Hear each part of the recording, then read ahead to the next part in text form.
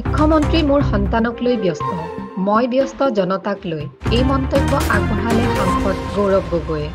নমস্কাৰ, অসম নিউজ এক্সপ্ৰেছলৈ আপোনালোকক স্বাগতম।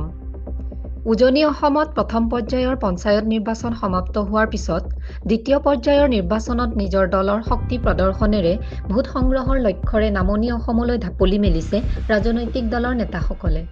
শনিবাৰে বিয়লি কলগাছিয়াৰ বামুণতাৰীত স্থাপিত BEd কলেজৰ খেলপথাৰ প্ৰাংগণত কংগ্ৰেছ দলে আয়োজন কৰা নিৰ্বাচনী জনসভাত উপস্থিত হৈ ভাষণ প্ৰদান কৰে যোৰহাট সমষ্টিৰ সাংসদ তথা প্ৰাক্তন মুখ্যমন্ত্ৰী তৰুণ গগৈৰ পুত্ৰ গৌৰৱ গগৈয়ে।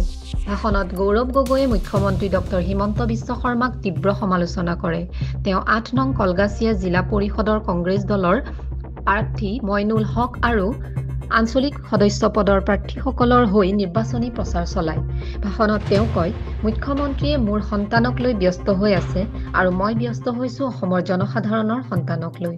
ৰাইজৰ সন্তানক কিদৰে উচ্চ শিক্ষিত কৰিব পাৰি, কিদৰে ডাঙৰ মানুহ বনাব পাৰি, সেই লৈ মই ব্যস্ত হৈ আছোঁ। তেওঁ আৰু কয়, বিজেপি চৰকাৰৰ দিনত অসমৰ গাঁৱে ভূঞে মদৰ দোকান হৈছে। অসমৰ ল'ৰা ছোৱালীৰ ভৱিষ্যত কি হ'ব সেইটো লৈ চৰকাৰৰ কোনো চিন্তা নাই। বৰ্তমান বিজেপি চৰকাৰখনে মাত্ৰ 5জন মানুহৰ কাৰণে কাম কৰি আছে।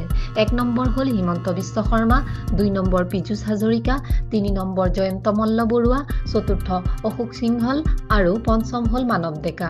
বৰ্তমান এই 5জন ব্যক্তিৰ মাজত প্ৰতিযোগিতা চলিছে, কোনে অসমৰ ভিতৰত আটাইতকৈ বেছি মাটি দখল কৰিব পাৰে, কোনে বেছি ডাঙৰ ঘৰ বনাব পাৰে। এইদৰে সমালোচনা কৰাৰ উপৰি তেওঁ অখিল গগৈ সন্দৰ্ভত কয় যে অখিল গগৈয়ে কোনদিনা কাক সমালোচনা কৰে তেওঁ নিজেই নাজানে। তেওঁ সকলোকে সমালোচনা কৰি ভাল পায় বুলি কটাক্ষ কৰে। আনহাতে তেওঁ নিৰ্বাচন আয়োগক সমালোচনা কৰি কয় যে প্ৰথম পৰ্যায়ৰ নিৰ্বাচন অনুষ্ঠিত হৈ গ'ল, কিন্তু ভোটাৰ তালিকা এতিয়ালৈকে শুদ্ধ নহ'ল। বহু ভোটাৰ ৰাইজৰ নাম বাদ পৰিছে। আশা কৰোঁ নিৰ্বাচন আয়োগে সোনকালে ভোটাৰ তালিকাসমূহ শুদ্ধ কৰিব। ভাষণত তেওঁ কংগ্ৰেছৰ হাত শক্তিশালী কৰিবলৈ ভোটাৰ ৰাইজক আহ্বান জনায়। ইপিনে গৌৰৱ গগৈয়ে আজি এখন সভা বাতিল কৰিবলৈ বাধ্য হৈছে। গৌৰৱ গগৈৰ 15 দিনীয়া পাকিস্তান ভ্ৰমণ আৰু সন্তানৰ নাগৰিকত্বক লৈ মুখ্যমন্ত্ৰী ডক্টৰ হিমন্ত বিশ্ব শৰ্মাই প্ৰশ্ন কৰি অহাৰ পিছত কালি নলবাৰীত ক'লা পতাকাৰ সন্মুখীন হ'বলগীয়া হৈছিল গৌৰৱ গগৈ। তেনে সময়তে আজি বৰপেটাৰ পাটবাউসীত গৌৰৱ গগৈৰ উপস্থিতিত এখন সভাৰ আয়োজন কৰা হৈছিল।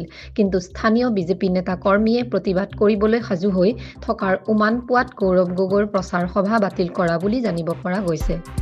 এনেধৰণৰ বাতৰিসমূহ পাই থাকিবলৈ অসম নিউজ এক্সপ্ৰেছ চেনেলটো ছাবস্ক্ৰাইব কৰিবলৈ নাপাহৰিব।